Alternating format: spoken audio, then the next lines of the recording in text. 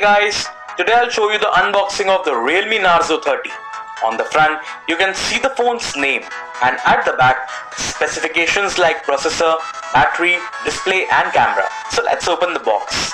First, you can see the lid with Feel the Power tag. Inside it, we have a SIM ejector tool.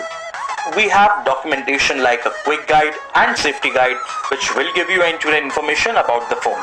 Next is the transparent back cover which will protect your phone from any harm. Here we have Realme Narzo 30. The phone has a punch-hole display. The device offers a stunning triple camera setup on its rear side. Also, Narzo branding at the bottom left. The phone looks very stylish. You will get USB Type-C cable for charging the phone and transferring the data.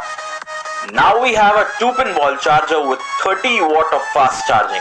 So guys, that's all you get inside the Realme Narzo 30 box.